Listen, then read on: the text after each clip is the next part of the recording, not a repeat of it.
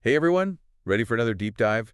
Today we're going to be tackling competitive advantage. What is it? Why does it matter? We've got this awesome interview with a financial expert who gave us some really cool insights into different industries. I'm excited to dig in. It's fascinating because competitive advantage isn't always about being the biggest or having the most money. Right. It's like, what makes you stand out?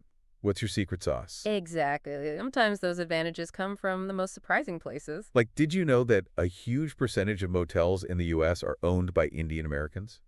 Like 70 to 75%, and a lot of them have the last name Patel. It's true, and a lot of them come from the same region in India. Really interesting how that happened. We'll definitely have to unpack that later. But first, this expert also had some really interesting things to say about what happened in Korea this week. I mean, that whole martial law thing, totally out of left field, right? It really was, and it shows how quickly things can change, even in places that seem really stable. Like 1 minute everything's fine, and the next minute it's not. Yeah, the expert actually talked about tail risks, those events that seem really unlikely but could have huge consequences. Right, right, like those black swan events. Exactly. And this applies to business, too. Companies that can see those risks coming and figure out how to deal with them, that's a huge advantage. That makes a lot of sense. Okay, so shifting gears a bit, this expert also compared all the excitement around AI investments to the dot-com bubble back in the late 90s. It made me wonder, are we headed for another crash? That's the big question everyone's asking, right? And the expert said, this time is different. Okay, I'm all ears. What makes this AI thing different from the dot-com craze? Well, one big difference is how companies are investing. Back in the dot-com days, they were spending like crazy, burning through cash, spending way more than they were making. Like how much more? Some were spending 200% or even 500% of their operating cash flow on things like building new infrastructure. Whoa. Okay, so they were spending way more than they were making. That's not a good recipe for success. No, not at all. It was super unsustainable. It's like they were building a giant house of cards. But today, the big tech companies are mostly funding their AI stuff from the money they're already making, their operating cash flow. Ah, so they're not like going into crazy debt or betting the farm on something that might not work out. Exactly. They're building on a much stronger foundation. And there's another key difference. During the dot-com bubble, a lot of that infrastructure they built, it just sat there. Nobody was using it. Utilization rates were really low. So it's like a ghost town of servers. Pretty much. But today, those GPUs, the things that are really important for AI, they're being used all the time. Utilization rates are super high. So there's actually a real demand for all this AI stuff. It's not just hype. Exactly. Companies are actually putting their investments to work. That makes me feel a little better. Speaking of the tech world, I got to ask about Intel. Their CEO, Pat Gelsinger, just suddenly stepped down. What do you think about that, especially in terms of this whole competitive advantage thing? That's a great question. The semiconductor industry, which is where Intel is, it's a tough business. It takes a ton of money to even get started, and things change so quickly. Like, to build just one of those chip factories, a fab, it costs billions of dollars. And if you fall behind, it's really hard to catch up. So Intel's in a tight spot. But is it game over for them? Well, there's been some talk about maybe breaking up Intel, which some people think would be a smart move. If they focus on just specific parts of the business, they could maybe get a competitive edge back. So instead of trying to do everything, they should specialize. Exactly. Think about a company like TSMC. They're like the kings of making semiconductors. Why? Because that's all they do. Or NVIDIA, they design those super powerful GPUs, and they're killing it. It's like the saying, jack of all trades, master of none. Focus on what you're good at. Okay, let's go back to those motel owners, the Patel family. You said that motels are an industry with low barriers to entry, which means it's kind of easy to get started, but high barriers to scale, which means it's tough to grow really big. Can you break that down for me? Sure. Motels, in a lot of ways, they're a commodity business. You're mainly competing on price. Whoever can offer the lowest price, they usually win. So it's all about being the cheapest. Pretty much. And the Patel family, they figured out how to be super efficient, often by having family members work in the motels and even living there to cut costs. So they found a way to game the system by being the most efficient players. Exactly. And it clearly worked for them. It shows that even in a simple industry like motels, you can find a competitive advantage in unexpected places. Awesome. Okay, so we've talked about semiconductors and motels, two very different industries. What other examples did this financial expert give of companies that have created unique competitive advantages? Well, he talked about Costco. They might seem like a regular retailer, but their business model is really interesting. It all comes down to their membership system. I love Costco. Their prices are amazing. But how does having a membership give them a competitive advantage? Right? It's like you're always getting a good deal. But I'm curious, how does having to pay a membership fee actually help Costco win against all the other stores? Well, it's actually pretty clever. Those membership fees, it's like a steady stream of money coming in. It lets them do some cool stuff. Like what? Well, for one, they can buy tons of stuff at a discount. They buy huge amounts, but fewer different kinds of things, so they have a lot of power to get good prices from their suppliers. And then they pass those savings on to their members with lower prices. So it's a win-win. Members get great prices, and Costco gets loyal customers and that steady income from memberships. Pretty smart. Okay, so we've seen how competitive advantage looks different in different places, from high-tech like those semiconductors to everyday stuff like motels and stores. It seems like even little things can make a big difference. Totally. And the cool thing is, these ideas can work for almost any business. Big or small, doesn't matter. It's all about knowing what you do better than anyone else and using that to really wow your customers. So it's not just about being the biggest or having the fanciest technology. It's about finding that thing that makes you special. But doesn't that mean that competitive advantage is always changing as industries change? You got it. It's definitely not something that stays the same forever. What works today might not work tomorrow. That's why it's so important to be able to change and adapt. Things do move fast these days. Businesses can't just sit back and relax. They have to keep moving and innovating. Absolutely. The expert we talked to, he made a great comparison. He said it's like a surfer riding a wave. Okay, I like that. You got to constantly adjust, to stay on top. So you need to be able to read the market like a surfer reads the waves. Exactly. And just like a surfer can wipe out sometimes, even the best businesses will have setbacks, right? The important thing is to be able to bounce back, to be resilient. That's so important. I think a lot of people are scared of failing, but it's just part of life, part of business. What matters is what you learn from it.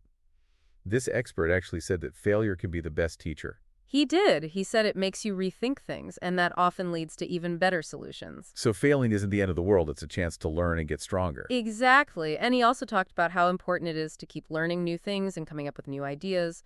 Companies that do that are much better at handling change, and change is always happening, right? The only constant is change, they say. Right. So if you want to succeed in the long run, you got to be open to learning and adapting all the time. This is also helpful. I feel like I'm getting a crash course in how the business world really works. Glad to hear it. That's what we're all about here on The Deep Dive, giving you those aha moments. You're doing a great job. But I feel like there's still more to discover from this interview, right? Oh, yeah, for sure. We haven't even talked about first mover advantage.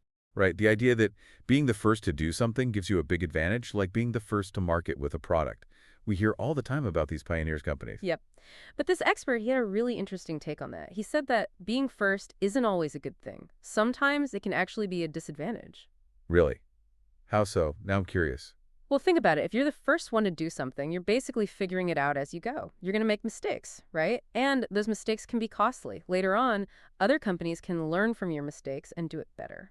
So it's like you're the first explorer to map out a new territory. You're the one who has to deal with all the dangers, while everyone else can just follow your map and avoid the risks. That's a great way to put it. He actually talked about the early days of personal computers. There were all these companies that were at the forefront, but it was actually companies like IBM and Microsoft that came in later that really made it big. So sometimes it's better to wait and see how things shake out before you jump in.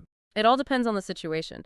But his point was, being first isn't everything. What's more important is having a good strategy, being able to execute it well, and being able to adapt, even if you're not the first one out of the gate. It's the tortoise and the hare, right? Slow and steady wins the race. Forget that whole move fast and break things thing. Exactly. It's about building something that will last.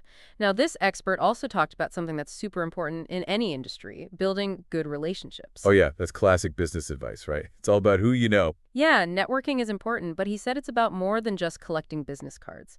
It's about building real connections with people who can help you grow. People who believe in the same things you do. So it's not just networking to network, it's about building a community of people who want to see you succeed. Exactly. And he talked about how valuable mentors can be, both for the person being mentored and the mentor themselves, and surrounding yourself with people who push you to be better and think differently. So having a strong network is like having a support system, a group of people who can help you through the tough times in business. Absolutely. He also talked about the importance of giving back and helping other people succeed. He said that success isn't a zero-sum game, and that by supporting others, we all win. I love that. And that's something we try to do here on The Deep Dive. We believe that knowledge is power, and that by sharing these insights, we can help our listeners make a difference in the world. Well said. Okay, so we've covered a lot today. Competitive advantage, adapting, failing, being first, relationships. It's been a whirlwind tour. I feel like I have a whole new understanding of how things work, but I'm sensing that we're not done yet.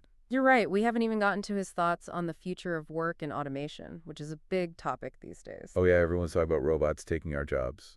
Kind of scary, honestly. What did he have to say about all that? Actually, he was surprisingly optimistic. I mean, he knows automation's going to shake things up, no doubt. Some industries are going to be totally transformed. So it's not like the robots are coming for our jobs, end of the world stuff. Not at all. He thinks it could actually be a good thing, you know? It could even mean better jobs for a lot of people, but we gotta be smart about it. What do you mean? Well, we gotta start teaching people the right skills, right? The things that are gonna be valuable in this new world of work. So not just like how to operate a machine, but more like how to think creatively, how to solve problems, all that good stuff that robots can't do. Exactly. Creativity, critical thinking, problem solving, those are all going to be super important. We got to focus on what makes us human, what robots can't replicate, you know? I like that. So instead of being afraid of automation, we need to figure out how to make it work for us. Yeah, like we need to be in control of the technology, not the other way around. We got to shape the future of work, not just let it happen to us. That's a much more hopeful way to look at it. Okay, so we've covered so much ground today. Competitive advantage, adapting to change, not being afraid to fail, that whole first mover advantage thing, the power of relationships, and now the future of work. It's been quite a journey. Right. We've really gone deep on what it takes to make it in today's world, a world that's always changing and getting more complex. It's about understanding the big picture and then figuring out how to apply it to your own situation. I feel like I've learned so much, and I'm feeling inspired, ready to put some of this stuff into practice. That's great. And remember, this is just the beginning. There's always something new to learn, new problems to solve, new opportunities to grab. So true. All right, before we sign off, I want to leave everyone with something to think about. Take a look around at the businesses you see every day, the stores you go to, the companies you hear about, whatever. Where do you see these ideas about competitive advantage playing out? What makes them stand out? What are their secret weapons? Yeah, once you start looking for it, you'll start to see it everywhere. It's pretty amazing. And you might be surprised to find that even small, ordinary businesses can do incredible things if they just focus on what makes them special. Like those Patel-owned motels, right? Proof that success can come from anywhere. Thanks for joining us on this deep dive, everyone. Always fun exploring these things with you. Until next time, stay curious, and remember, the most interesting stories are often right in front of us, just waiting to be discovered. 2CA, 3A. 1, 2CA, 7CA, 7, 4A.